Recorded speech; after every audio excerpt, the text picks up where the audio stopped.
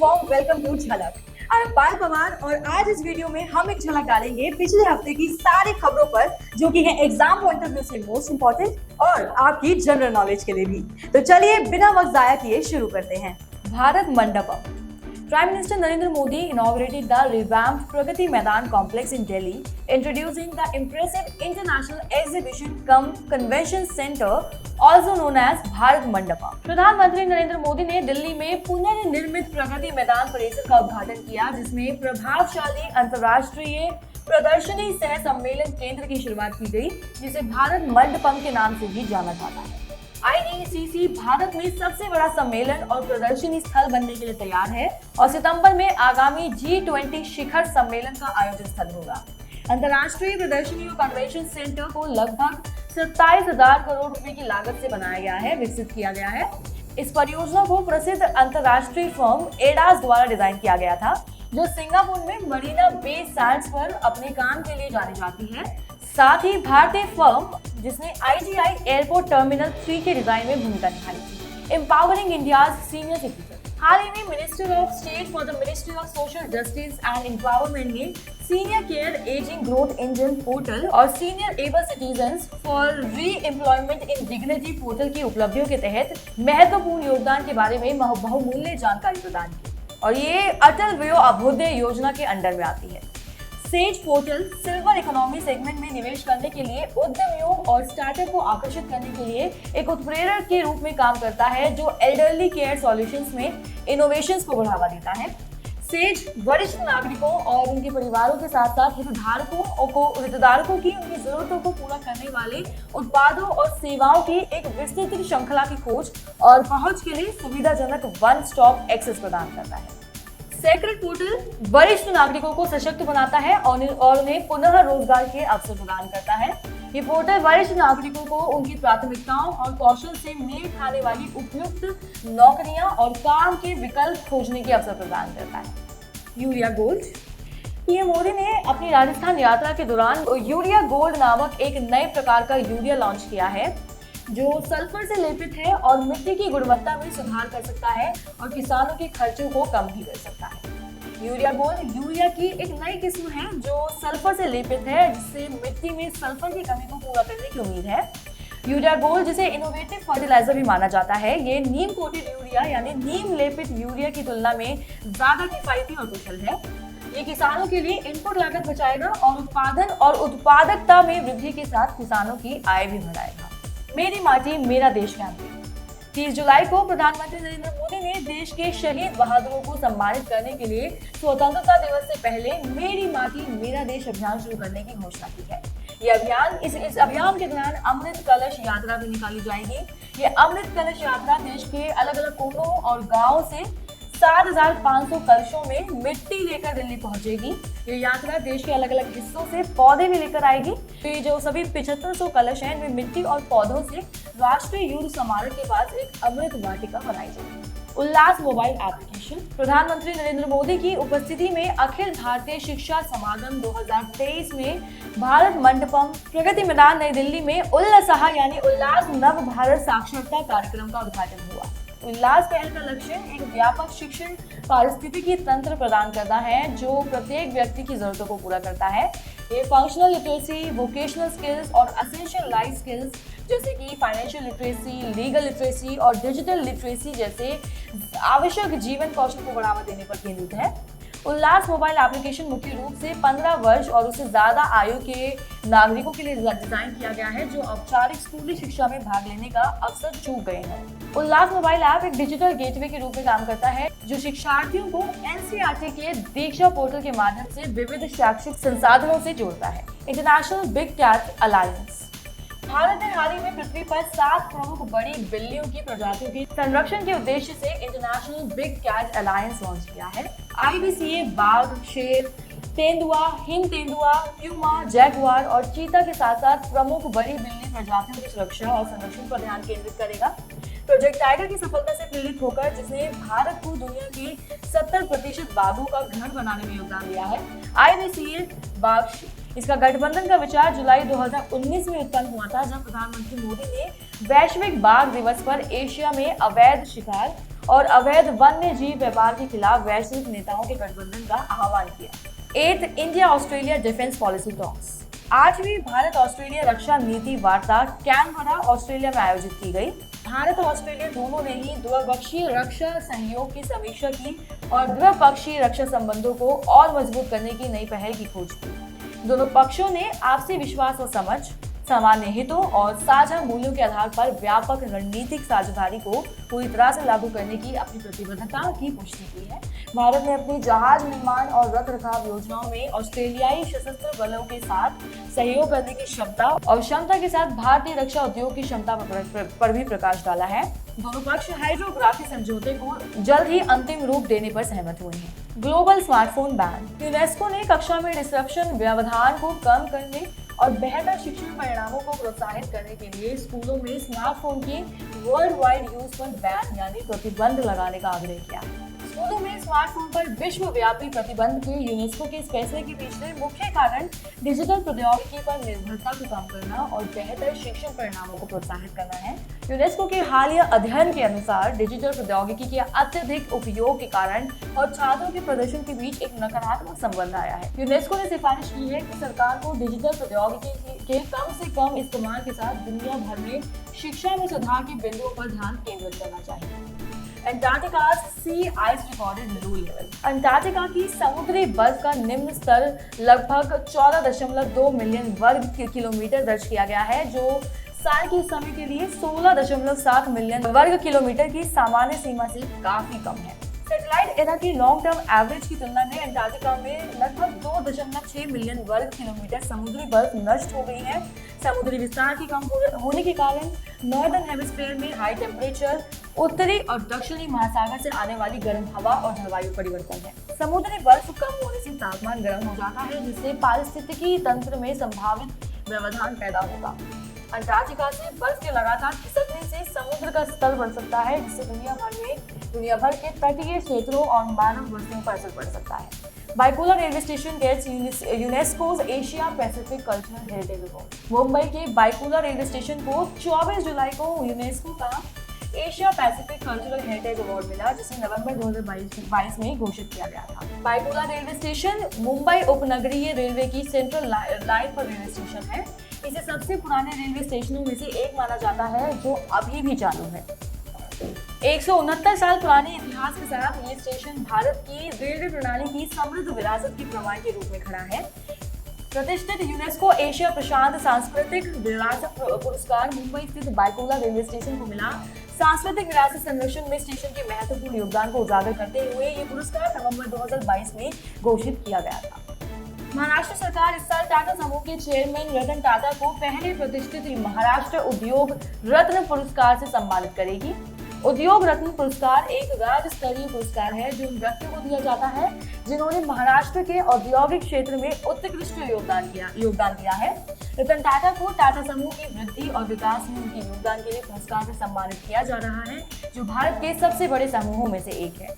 हाल ही में forest conservation amendment bill 2023 Lok Sabha द्वारा पारित किया गया है और इसका उद्देश्य वन संरक्षण अधिनियम 1980 के महत्वपूर्ण बदलाव लाना है, जो भारत में वनों के संरक्षण के लिए एक महत्वपूर्ण केंद्रीय कानून है। The Act's name was changed to one अधिनियम 1980 to reflect the potential of its provisions. The bill proposes certain exemptions to encourage afforestation and plantation outside forests. आपको बता दें, इस बिल में वनों के बाहर अफॉरेस्टेशन एंड प्लांटेशन यानी वनीकरण और वृक्षारोपण को प्रोत्साहित करने के लिए कुछ छूट का प्रस्ताव किया गया है। ये बिल निजी संस्थाओं को पट्टे पर वन भूमि के आवंटन से संबंधित मूल अधिनियम के मौजूदा प्रावधानों को सरकारी कंपनियों तक भी विस्तारित करता है। हाल ही में जन विश्वास विधेयक 2023 मॉनसून सत्र के दौरान लोकसभा में पारित किया गया था और इसका उद्देश्य जीवन में आसानी और व्यापार करने में आसानी को बढ़ावा देना है।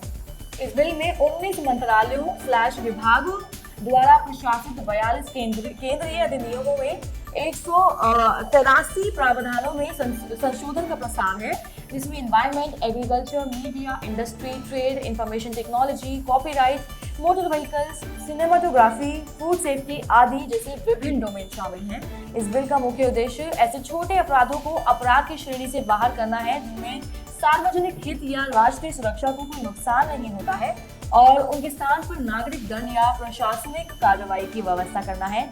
इस बिल में कुछ प्रावधानों में अपराधों के शमन का भी प्रावधान किया गया है, जिसका मतलब है कि अपराधी अदालती मुकाबले से गुजरे बिना एक निश्चित राशि का भुगतान करके अपने मामलों का निपटारा कर सकते हैं। त्रिपुरा की अस्मिता डे ने चीन के मकाऊ में आयोजित जूनियर एशियाई जूडो चैंपियनशिप 2023 में गोल्ड मेडल जीता है। अस्मिता डे ने 48 किलोग्राम वर्ग में जूनियर एशियाई जूडो चैंपियनशिप 2023 में भाग लिया, जिसमें कोरिया, भूटान, इराक, अमेरिका और कई दूसरे देशों के साथ साथ 27 विविध देशों के प्रतियोगियों का सामना किया। उन्होंने मकाऊ में जूनियर एशियाई जूडो चैंपियनशिप 2023 में अपने गोल्ड मेडल के अलावा उन्होंने अप्रैल 2023 में कुवैत सिटी में आयोजित एशियाई ओपन 2023 में रजत पदक और 2022 में एशियाई जूनियर चैंपियनशिप में कांस्य पदक हासिल किया था। मकाऊ जूनियर एशियाई कप जूडो स्पर्धा में भारत की पदक तालिका में 3 गोल्ड मेडल्स, 1 सिल्वर और 1 ब्रॉन्ज मेडल, कुल मिलाकर 5 पदक शामिल थे। Harmanpreet Kaur suspended for code of conduct breach. Bharat के कप्तान हरमनप्रीत कौर को ढाका में बांग्लादेश के खिलाफ तीसरे मैच के दौरान आईसीसी कोड ऑफ कंडक्ट के 2 अलग-अलग उल्लंघनों के बाद उनकी टीम के अगले 2 अंतर्राष्ट्रीय मैचों के लिए निलंबित कर दिया गया है। पहली घटना भारत की पारी के 34वें ओवर में घटी, जब स्पिनर नाहिदा अख्तर की गेंद पर स्लिप में कैच आउट करार दिए जाने के बाद कौर ने असहमति जताते हुए अपने बल्ले से विकेटों पर प्रहार किया। दूसरी घटना प्रोजेक्टेशन समारोह के दौरान थी, जब कौर ने मैच में अंपायरी की आलोचना की थी। हरमनप्रीत कौर आईसीसी आचार संहिता का उल्लंघन करने वाली पहली महिला क्रिकेटर बन गई है। Iga Swiatek wins WTA title. Iga Swiatek ने वॉर्सो, पोलैंड में 6-0, 6-1 की शानदार जीत के साथ लॉरा सिगमंड पर हावी होकर अपने देश में अपना पहला WTA खिताब हासिल किया। Iga Swiatek achieved a significant achievement by securing her 4th WTA title of the year and her very first on home soil. The Polish tennis player showcased her dominance in the final, defeating Germany's Laura Siegemund with an incredible 6-0, 6-1 scoreline in just 68 minutes, denying her opponent any break points throughout the match. Before reaching the final, she triumphed in a challenging semi-final match against Belgium's Janina Wickner, clinching a well-deserved 6-1, 7-6 win. She stands as the first player from Poland to achieve a major single title. Following the victory in Warsaw, it marked her 15th WTA Tour level title won. भारतीय महिला hockey team ने Teresa Barcelona में मेजबान Spain को 3-0 से हराकर टॉर्नियो del Centenario 2023 का खिताब जीता। Indian women's hockey team defeated hosts Spain 3-0 to win the three-nation Torneo del Centenario 2023 tournament in Teresa, Barcelona. After winning the title, Indian hockey team will be seen in the Asian Games 2023 in Hangzhou, the People's Republic of China from 23rd September to 8th October. World Hepatitis Day 2023. वैश्विक स्तर पर hepatitis के बारे में जागरूकता फैलाने के प्राथमिक उद्देश्य से प्रतिवर्ष 28 जुलाई को विश्व हेपेटाइटिस दिवस मनाया जाता है। This year's theme is One Life, One Liver, and hepatitis virus has 5 commonly known strains type A, B, C, D, and E. All of them affect the liver, but there are some key differences in origin, transmission, and severity of the disease. आपको बता दें 28 जुलाई की तारीख इसलिए चुनी गई क्योंकि ये नोबेल पुरस्कार विजेता वैज्ञानिक डॉक्टर बारूक ब्लमबर्ग का जन्मदिन है, जिन्होंने हेपेटाइटिस बी वायरस की खोज की और वायरस के लिए नैदानिक परीक्षण और टीका विकसित किया। Cinematograph bill 2023। हाल ही में लोकसभा और राज्यसभा ने सिनेमाटोग्राफ विधेयक 2023 पारित किया। ये बिल सेंसरशिप से लेकर कॉपीराइट को भी कवर करने के लिए कानून के दायरे का विस्तार करता है और कड़े एंटी पायरेसी प्रावधान पेश करता है। It emphasizes the autonomy of the Central Board of Film Certification. आपको बता दें इस बिल का उद्देश्य अनऑथराइज्ड ऑडियो विजुअल रिकॉर्डिंग और कॉपीराइट सामग्री के वितरण में शामिल व्यक्तियों पर सख्त दंड लगाकर फिल्मों की चोरी को रोकना है। इसका उद्देश्य सिनेमाटोग्राफ अधिनियम 1972 की कवरेज का विस्तार करना है, जो मुख्य रूप से सेंसरशिप पर केंद्रित था। अब कॉपीराइट संरक्षण को शामिल करना है।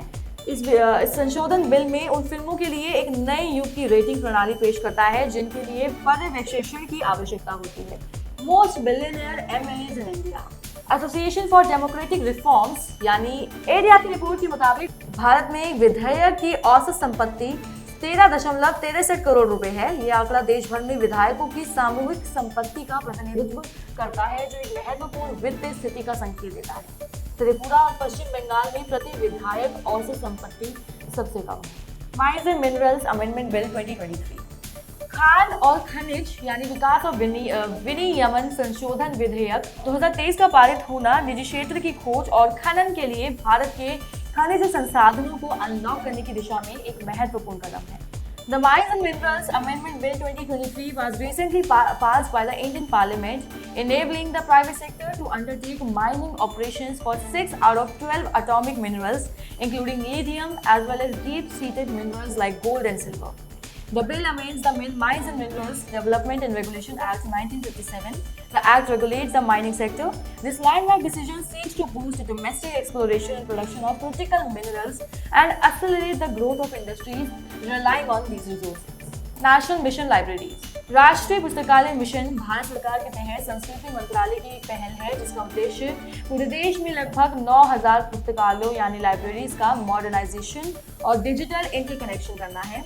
इसका प्राथमिक लक्ष्य पाठकों को पुस्तकों और सूचनाओं की विशाल श्रृंखला तक आसान पहुंच प्रदान करना है। इसे विशेष रूप से छात्रों यानी students, researchers, scientist, professionals, children, artist और डिफरेंटली एबल्ड इंडिविजुअल्स की जरूरतों को पूरा करने के लिए डिजाइन किया गया है। इस महत्वाकांक्षी परियोजना पर लगभग 1000 करोड़ रुपए की लागत का अनुमान है। Common uniform for brigadier.